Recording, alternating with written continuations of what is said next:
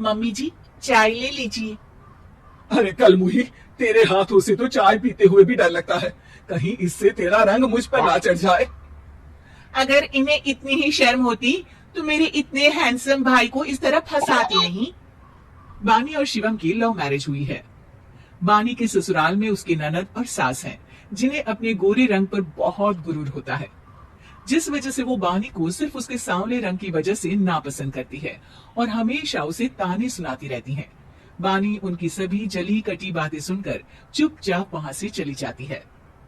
तुम माँ और छोटी को कुछ बोलती क्यों नहीं? मम्मी जी बड़ी है, हर छिटकी ना समझ, इस तरह उन्हें उल्टा जवाब देना सही नहीं। मेरी जिम्मेदारी उनकी सेवा करना है, जो मैं पूरे दिल से हमेशा करती रहूंगी। ऐसा बोलकर बानी रसोई में जाकर रात के खाने की तैयारी करने लगती है। रात को खाना खाते हुए बानी की सास उसे कहती है, कल मैंने अपनी फ्रेंड्स के साथ किटी पार्टी रखी है, समय से सारा खाना बना देना और अपना मनहूस चेहरा लेकर ज्यादा उनके सामने मत आना, समझी? माँ, बानी आप दोनों की कितनी परवाह करती है, फिर भी आप उससे इतना बुरा व्यवहार क्यों करती हैं? अरे एक तो लव मैरिज करके इस कलमुही को हमारे सर पर लाकर बिठा दिया और अब हम इसे कुछ बोल भी नहीं सकते क्या? भैया तो इनकी तरफदारी करेंगे ही, आखिर इन्होंने पूरी तरह उन्हें अपने वश में जो किया है। जिसे जो करना है करे, बस कल मेरा सारा काम समय पर हो जाना चाहिए। इस पर सब खाना खाकर सोने चले जाते हैं और अगले दिन बानी जल्दी उठकर सास की किटी पार्टी के लिए तैयारियां शुरू कर देती है, जिस पर पार्टी शुरू होने के बाद सास की सहेलियां कहती हैं, अरे वाह री, तेरी बहू ने तो बड़े स्वादिष्ट समोसे बनाए हैं। हाँ भाई, रंग कैसा भी हो, खाना बनाने में बिल्कुल अन्नपूर्णा है। अरे इसकी भी क्या बात करनी, मेरी बेटी से मिलो, इसकी सुंदरता के आगे तो उर्वशी रंभा भी फेल है। उर्वशी रंभा को तो फेल कर देगी, पर क्या अन्नपूर्णा बन पाएगी?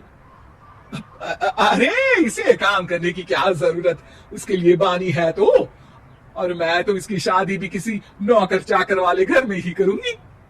बानी वापस रसोई में चली जाती है और किटी पार्टी चलती रहती है।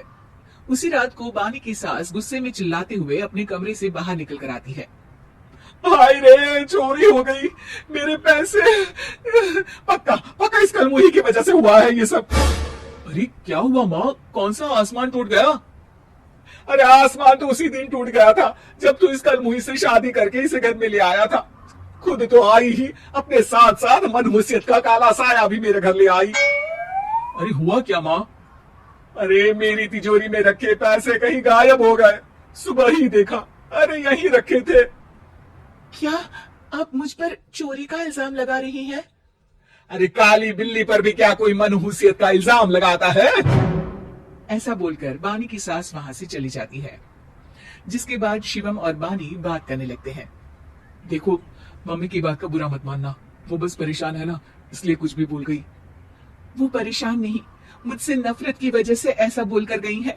उन्हें मैं हमेशा एक आंख नहीं सुहाती। देखो बानी, अगर तुम चाहो तो हम दूसरा घर लेकर वहां शिफ्ट कर सकते हैं। आखिर तुमसे प्यार करके तुम्हें अपनी जिम्मेदारी पर इस घर में लेकर आया हूँ, इस तरह टॉर्चर नहीं होने दे सकता। अगर आप साथ हैं तो मुझे किसी चीज की टेंशन नहीं, और आखिर वो हमारे बुजुर्ग हैं, हम उन्हें और छुटकी को इस तरह अकेले छोड़कर कैसे जा सकते हैं। इसके बाद बानी भी अपने कमरे में चली जाती है और अब हर रोज उसकी सास की तिजोरी से पैसे गायब होने लगते हैं। इसी तरह कुछ समय बीत जाता है और वो हर बार हर चीज का इल्जाम बानी पर लगाती है, पर बानी कभी कुछ भी नहीं बोलती। कल मुही नास पीटी, बहू को घर की लक्ष्मी बोलते हैं, ये तो पनौती बनकर आई है, पनौती। एक रात बानी की सास को आधी रात में प्यास लगती है, तो वो पानी पीने रसोई की तरफ जाती है। तभी उसे अपनी बेटी के कमरे में कुछ आवाज सुनाई देती है। हाँ हाँ, मैंने मम्मी की तिजोरी से हर रोज थोड़े थोड़े पैसे निकाल कर हम दोनों के लायक खूब पैसे इकट्ठे कर लिए हैं, और मम्मी आज तक उस सब के लिए भाभी को ही जिम्मेदार समझती है। तुम बस जल्दी से आकर मुझे यहाँ से ले जाओ और हम कहीं दूर जाकर शादी कर लेंगे, मम्मी को कुछ पता नहीं चलेगा, सब मुसीबत खत्म। अपनी बेटी की ये सारी बातें सुनकर बानी की सास भौचक्की रह जाती है और अपने कमरे में वापस चली जाती है। जब अगली सुबह बानी सास के कमरे में आती है, मम्मी जी क्या बात है, आज आप कमरे से बाहर ही नहीं आई, आपकी तबीयत तो ठीक है ना? क्या छुटकी कमरे से बाहर आई या तुम उसके कमरे में गई? नहीं नहीं, क्यों जाना है क्या? मैं अभी चली जाती हूँ। नहीं, कोई कहीं नहीं जाएगा।